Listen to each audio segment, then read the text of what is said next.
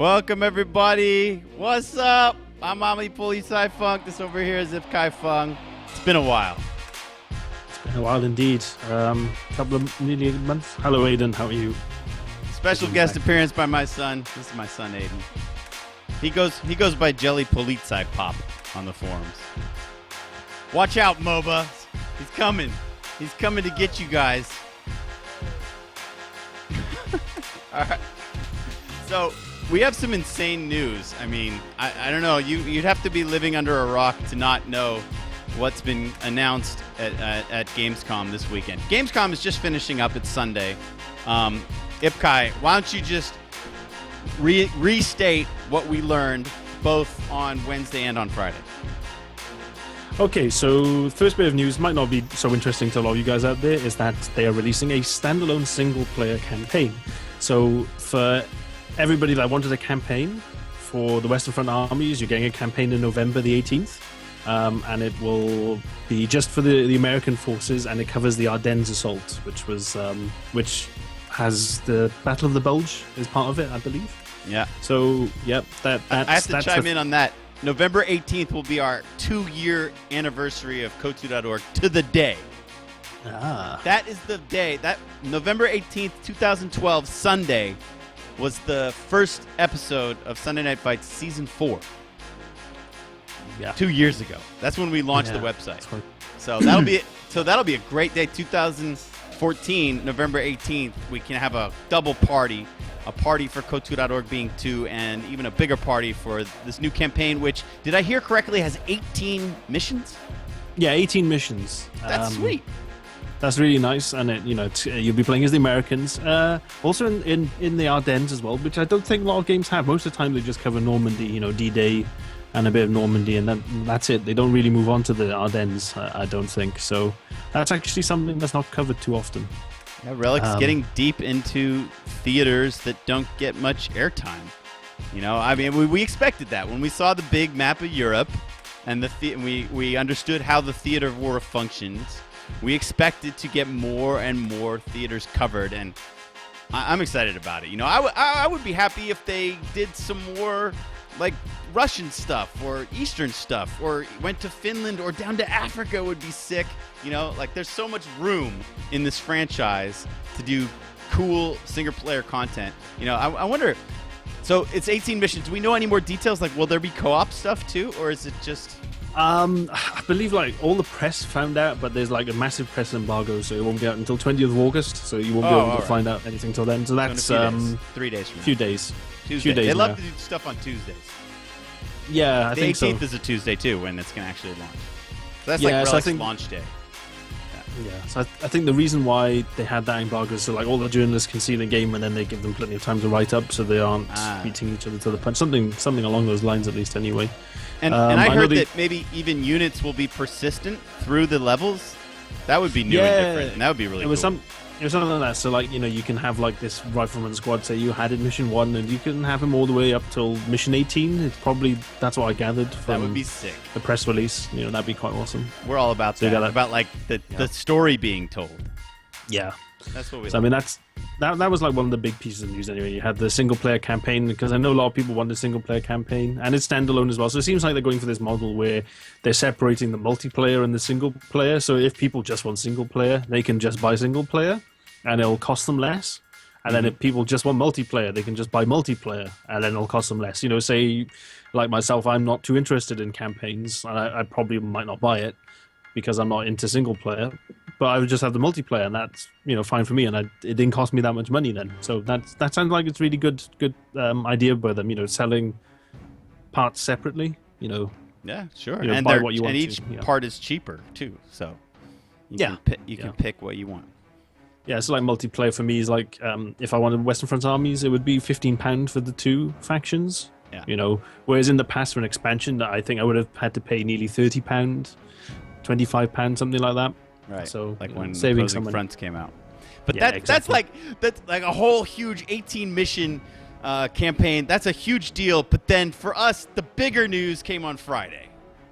Yeah. So Friday, they announced that they are working on observer mode. So that's super happy. That wasn't what I meant, though. I mean, that's But no, awesome. we'll- I've been we'll begging go for with that. the- You guys know me. I wrote that big post. But that's not, I mean, okay. And bigger still? And bigger still, they announced a partnership with the Electronic Sports League. I have to give some bells for that. I have to give Yeah. some bells for ESL partnership. So, I mean, that's like full speed ahead esports. And Yeah, I think that's like a good foundation start because they said for North America there'll be like a North American and a European divisions, and the North American one, the brand manager at the time said that it would be $18,000 prize pool running over 6 months for the North American, and the European one would be comparable as well. let's just say that again. $18,000 prize pool. Just for the American ESL side. And then, you know, if there's like 13 or 14,000 euros on the European side, together, that's like, you know, that's like over $30,000 prize pool for Company of Heroes.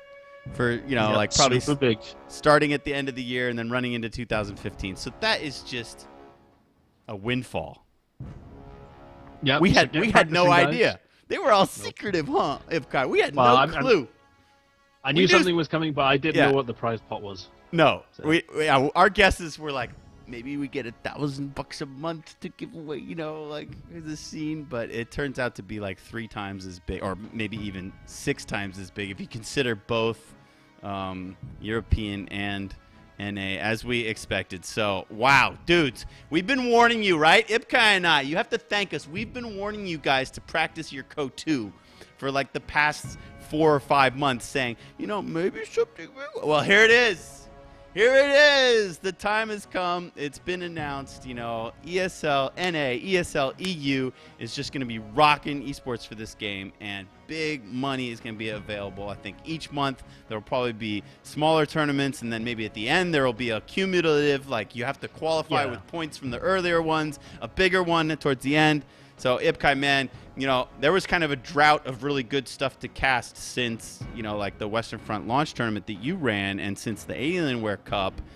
So, you know, the past couple, it's been fine with me. I've been in Italy getting a tan with Marcus, you know, been hanging out, having fun swimming in the Adriatic, no problem. But there's been a drought of events for CO2 in the past, like, month and a half. But now it's just like on the horizon, there's just a thunderstorm coming. Yeah, really big. So everyone excited for that. You know, I'm excited as well. You know, more competition, and hopefully we'll get a nice big bunch of new players as well. That'll liven the scene up a bit too. You know, you gotta wonder if the ringers are gonna come, right? Yeah, you know, you wonder some of the old people might show up. They'll be like, "Hey, man, fancy a slice of that cake?" You know. Sunset in Berlin. It actually is. Yeah, the sun is setting in Berlin. It's very nice here. I couldn't believe it, though, when we arrived at Tegel Airport. You know, we flew from Naples this morning, and when we arrived at Tegel Airport, my son and I, we got off the plane, and he put on like a sweatshirt in the middle of summer with long sleeves because it was chilly here. But that's Berlin, though. It's the most mild summer ever. If you ever want to like not get burned to a crisp, come here. So yeah, you should come to Wales as well. Look, I'm wearing a fleece. It's cool okay. Well, if you want to like try out your new rain boots and make sure there's no leaks in those. But I'm feeling great. Marcus was a great host, and it was fun to hang out with him. First he visited me here, and now I visited him there. So CO2, making friends. You know, remember the original Company of Heroes caused a marriage. You remember Ipkai? They just had their second kid. I'm still friends with Greatness and English Muffin. You know, they met. You guys, if you guys don't know this story, it's so hilarious. Greatness, she's from Virginia, original co-player from. She wound up marrying her English co-1 partner. They would do 2v2s together. They got married. They had a kid a couple years ago. They just had a second kid. So it's like CO2. Or the whole franchise, bringing people together. I'm sitting here going around the world, you know.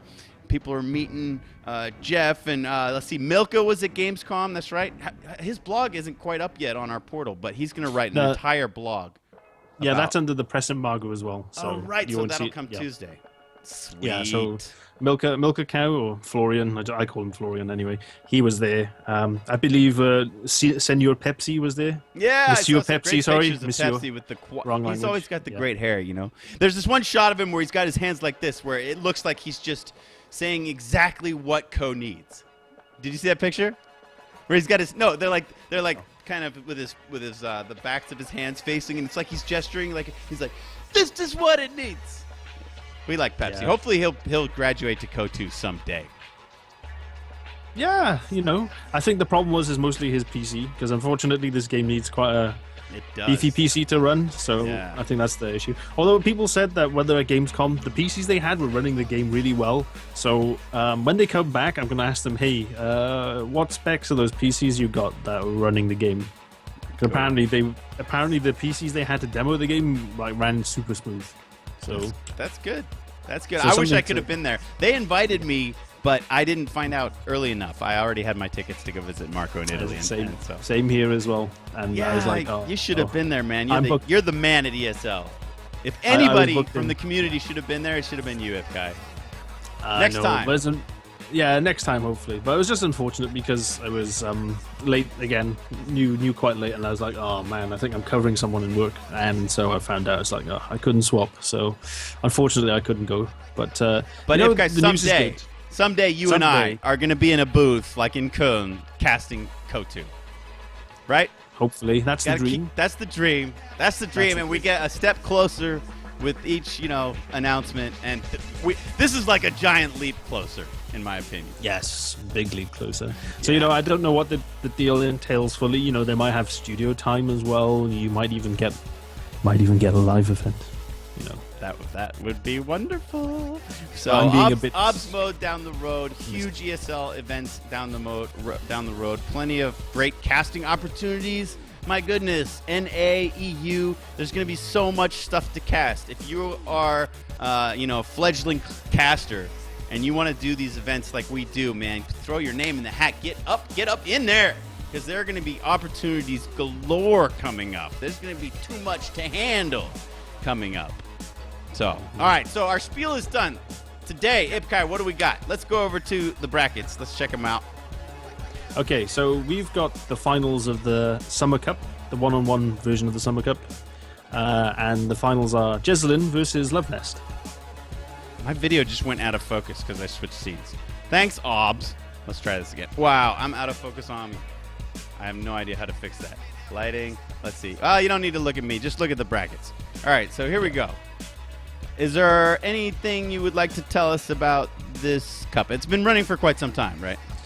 Yeah, so it's every week play a match. So it's been the flexible time format. So basically you would talk to your opponent and say, hey man, can we play on Wednesday? And then you play on Wednesday, You can play any time during the week. You just have to make sure that you play it within the 7 days. And so that way, rather than have all the games played on one weekend, which can stress people out, it's a little bit more relaxed that way. So you just have, one match every week, one serious match every week, and then you take it from there. So that's the main format of that bracket. And the winners will get ESL Premium, various months. First place gets 3 months, second place gets 2 months, and third place gets 1 month of ESL Premium.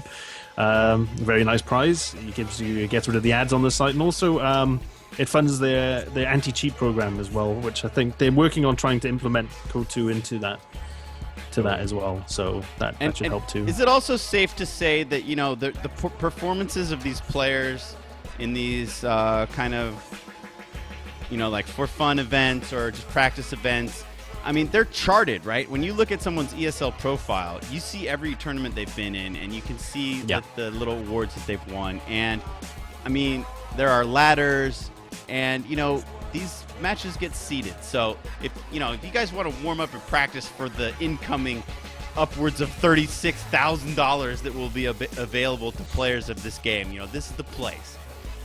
Go here, go to esl.eu, go to the Company of Heroes section, register yourself, make a team, right? When you register, you still have to make yourself a team, even if you're just one person, or not? No. You can just register yourself. Yeah, I mean that's only if you want to have a team. For 2v2 events, you can make a team and get both people in there. Yeah. And you can put your avatar in there, and you can even give your team an avatar. And Ipkai, do you have like practice stuff like this or other things coming up? Yeah, I can set up some practice up. I haven't done it for a while because I've been a bit busy at work, but I'll try and get back to those weekend cups as well, so that people can play them. One point of thing, just going by other ESL events as well. They might ask you for your passport as well if they ask for your nationality. So make sure that's correct when you enter in your nationality on the site. No trolling. I see a couple of people pretend to be from North Korea or some crap like that. So make sure you if you're going to compete, make sure you put your legit country of residence down, and your passport can prove that you're from there. And also as well, they will ask for actual photos of yourself as well. So that's something as well to be aware of. All right. So you can't gotta have your I's dotted and your T's crossed, and I mean that is a lot of money, you know. So yeah. So you have to have an actual picture as well. So that's something people have to. Yeah. That's something people have to keep in mind as well. All right, well, my overlay is ready. Let me just mark up Null, if we're speaking Deutsch. We got to say, Jesulin and Luvnest, two of the best players in the game. They're both top 10 types on the ladders. And we'll look at their player cards after this first game, but I think we've been yammering long enough, Ipkai. It's time to hop in. What do you say? Yeah, let's go. All right, come on in, fight fans. It's Sunday night. Oh, yeah. I think it's time to start counting. Let me just cut these tunes. Thank you very much, Marvel Years, for making copyright-free music. Let's see. My resources are on. My fog of war is off. My overlay is down. Can we get a holler or a clap in the chat, just like on X-Fire like 5 years ago when we first started doing this? Thank you very much, everybody, for coming out. Let's do it. Ipkai, pause to 5. Take us there. Okay, so we're going to unpause in 3, 2, 1, unpause. 6, 7, 8, 9, 10. All right, we are on the new Western Front map. This is Faymonville Approach. And I will be following your ladder leader and a guy that's been dominating the scene. This is the winner of the EU Alienware Cup. He is playing Soviets, and he's in the blue trunks representing Spain. This is Jesulin. And in the south, the up-and-comer. He's kind of new to the scene. We didn't know his name when it was back in the Co-1 days. He's playing Germany, the Oberkommando West, and he's from German. In the red trunks, please welcome to the finals of the 1v1 ESL Summer Cup, Luvnest. All right, Luvnest has got some Volksgrenadiers coming to the center, and I like the center of this map. It's so interesting with this big white house. You know, we need a way to refer to the locations on these new maps. I think this white house, Ipkai, deserves some kind of name. Maybe it belongs to some French aristocrat, and we could name it because it's so important to this map. I'm trying to think of a French name to use though. On the spot stuff like that is incredibly difficult. Yeah, Let's just let it linger out there. Maybe some. We'll come up with it for next time. Right. Yeah. Give ourselves a chance. Yeah. Okay, we got rifles versus Volksgrenadiers, old school style, man. Americans versus Wehrmacht. It's got that Co-1 French flavor. It's got that Normandy flavor. Yeah. Except the Russians are here instead, so that's a bit immersion breaking. Oh, gotcha points. Oh, I'm watching Ipkai on Skype, and he's got this big grin. He's like, aha, Ami, you total noob. They look like rifles, man. They look like... All right, they're conscripts. My bad. I'll swallow that one. Gulp. Gulp, gulp, gulp. Hey, I'm a bit rusty, dude. One of the reasons we're doing this is to shake the rust off, because we haven't done a cast in a couple weeks, huh? Yeah, no, that's right. You know, just to get everything greased up again. In a That's right. perverted way, of course. Oh boy. So just to see what things are happening, you know, try and get back in the swing of things. So we've got some Stone Pioneers coming on the flank in the mid now. They are dangerous when they get close. Jesulin has elected to get a sniper very early. He's gone con sniper. That's an interesting build order. Yeah, so I think this is the Barton strategy that I've seen him use quite often. The guards strategy that Barton uses. What, you're against saying we're going to see like 5 of these? Or what? We may do. Barton has been using it quite well. The only guy who I saw counter it was Cruzy, who got a fast Panzer II, which just shredded all of his snipers. The fast Panzer II, that's the Lux, right? Yes, the Lukes. That seems to be an answer to lots of off-the-wall strats. It's a really strong anti-infantry unit, but as well as that, it's also not too bad against light vehicles like M3s. It's actually quite good against them as well. And it's quite resilient. It can stand up to enough PTRS shots as well, so that it doesn't get totally obliterated, you know, like the 222 would. And I could hear the Russian accent on those snipers. They're screaming to stay low. I hope my sound settings are good for you guys. You can give us some feedback. Or if there's anything really important that we're messing up, please message to Ipkai on Steam, because I don't see any of my Steam alerts. But Ipkai can relay it to me, and I can fix anything as it is necessary. All right, the snipers are going to hop into this this nice house and have a look-see as the combat engineers try to cap down this center VP. Maybe, okay, so a third rifle after the sniper. So he's got a really big meat shield for these guys. I saw him put him on hold fire briefly, and I've noticed that players have really become, like hurdling and vaulting has become a huge part of their game. I mean, particularly on this map, but even in the 2v2s that I watched Marcus play, he and Jesulin were just hurdling constantly. So, you know, like some people complain that they should do it automatically or something like that. Nonsense. I love that you have to micro it, and it has become just a part of a player's game. It's become second nature. That's good to see.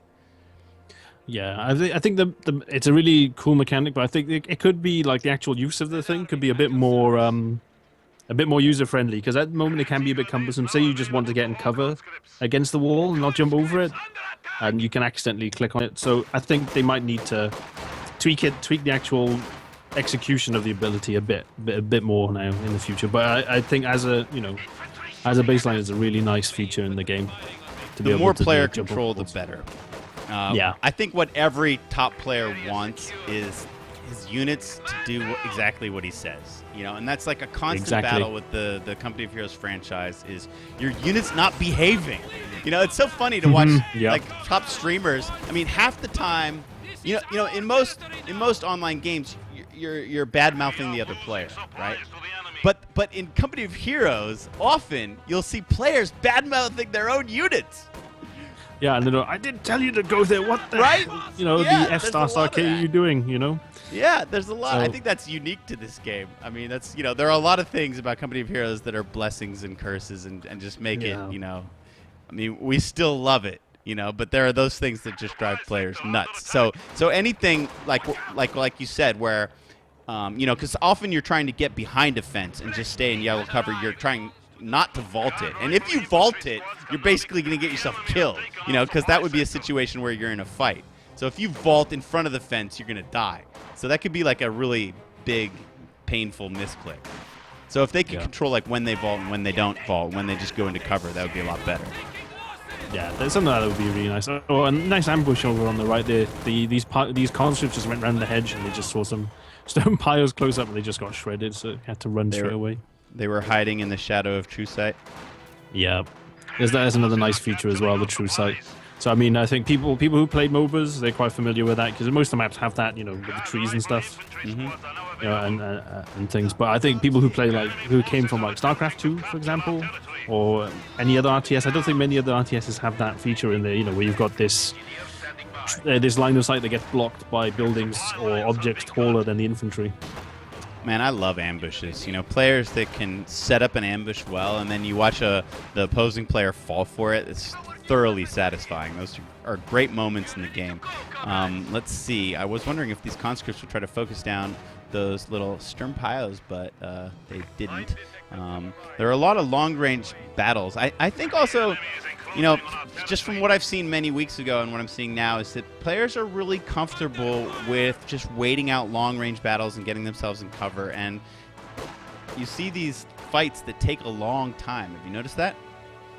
Yeah, I mean, that's because on the whole, I mean, if you don't have any LMGs, the damage output of most squads is at their lowest at long range. So then, you know, people will just be willing to sort of hold in a position, and then, say, for example, where Luvnest is right now by that big white house, he's got Folks Grenadier squad there. Yeah, You get behind that that truck. conscript They've been there squad. for. This has been going on some for people ages. might be willing Yeah. just to sit there. Yeah, just sit there, and then also maybe he'll decide to just hold that spot for as long as he can until he can bring backup up to flank that squad there. With either another Folks Grenadier squad or to use Stern Pioneers to flank it. A little the other bit thing he about- could. Oh, sorry, go on. A little bit about the strategies, just to make sure everybody's aware that we have guards out from Jesulin, and then we just had some Luftwaffe dudes, some Fallschirmjägers, pop out of this house to fight them off, and so the guards had to retreat. The snipers still getting some work in. We're not going to see 5 squads of snipers, I guess. Can you predict what's coming after guards? Do you think he's just going to get a bunch of PPSH and just pump out infantry for a while? I think he might get maybe a couple of PPSHs, but not a whole bunch of them, because you might want to keep some long-range damage output. The other thing is that he's built a second guard squad, but he's got his tier 3 building up now. So what I don't know if he saw the medic truck or not, but what I would do now is actually build a T70. That would help you get some punishment, some harassment going. And it also does. That does would well be against most a units. quick spending of like all of his fuel. He would have to save for it. He can't even afford it now. But that could be a nice shock unit. He's done a good job, harassing the fuel points and keeping them held out. Although, like OKV doesn't get much fuel from the OKV. Sorry. Ah, man, we're Already- getting rusty, huh? Yeah, The already rust. messing up. Do you think anybody's going to go with us on that, or do you think all casters are just going to say OKW because they are all OKW. speakers? You I think? do not know. I do not know. We'll go OKV then. We'll see. We'll OKV. stick with that. We'll stick I like with it. I like it's got a nice ring to it. Even if we're the only ones that ever do it. All the German casters will do it. Yeah, some of them will just be like, going, "Why are they called this? This is horrible," But Yeah. we won't go on about that. No, But- the naming. Yeah, well, that's been Yeah. the case for ages. Naming has Yeah. always been, So we got the gameplay, P2, realism, 10 minutes. etc. That's Where is he? pretty quick. Where, Yeah, he's here, coming down right the up main the road. middle. How did I miss that? Good grief. Okay, he's got a nice. That skin kind of looks like a Russian skin. Interesting. That was the I think the that's a skin. common. If you pre-ordered, that's one you would get for light vehicles. Immediate base inspection, huh? He's gonna try to pick off a retreating I think you retreating can squad. kill that. They got hung up on that tree, man. Oh, down they go. Splash damaged off tier 3. That squad dies. So one less possibility for 18 aids for Jesulin. But let's see. This looks. I wonder if he's gonna be sure to kite. Oh wait, who? What else died? Something else died for the Russians. Did they lose? Oh my They goodness. lost the snipers. The Oh, Stone Pioneers the snipers came up. Oh, Ipkai, I missed everything. Yeah, as well. That P2 came in. Luvnest pulled up these Stone Pioneers, came up, and then just evaporated that sniper squad. Dude, Jesulin maybe was looking where I was looking. What the heck? I missed. Possibly, yeah. I apologize, fans. I apologize. That was the most poor observing. I missed the snipers dying, and then that caused GG. Can I have a rewind function so I can just That would show be it? nice, wouldn't it? Can I just click right here and show it? Show it. Oh. Oh, no. Oh. But hopefully that they're working on obs, but maybe they might be thinking about rewind feature as well, or action replay feature, or picture-in-picture mode. So these Sturmpiles just gunned them down, and then Jesulin GG'd. Is that what happened? Do you have any other details to recount from the story, since the only way our fans will experience it is verbally, via you? So no, that was it. It was basically, as that P2 was coming in, Jesulin probably got a bit distracted, and he's like thinking, oh man, this P2, I better try and deal with it now. And then his other constant squad was getting shot by Fallschirmjägers at the time. Yeah. And, so he had his eye off the ball then. And then Luvnest, because that was his territory, he held it. So line of sight and vision was not that good in that area. Luvnest was able to push his stone piles up in his own territory up towards where the snipers were. So while Jesulin was distracted by the P2, these two squads that are really good firepower were able to push up without being noticed. Wow. Luvnest. Man, chalk one up. Ching. Well played early game OKV, and that's when, I mean, the Russians are supposed to have a little advantage in the early game, right? I mean, they're supposed to, have a bit more territory and kind of surround them and make the OKV play a bit defensively, but that wasn't the case in this situation. So the sniper really didn't pay off. No, it didn't seem to work out that well, and then that costed so much manpower then, and I think Jesulin was just far too low on fuel. He didn't have tier 2 that could help him with the P2, so because he didn't have that, he felt that he couldn't do much against it. Glass cannon unit, it falls. Welcome to the pain. So I chalked one up for Luvnest. GG to him, and he and Jesulin. Let's see if Jesulin can fight his way back. We're going to show you guys game 2 right after we load up the replay. Stay here. We'll be right back.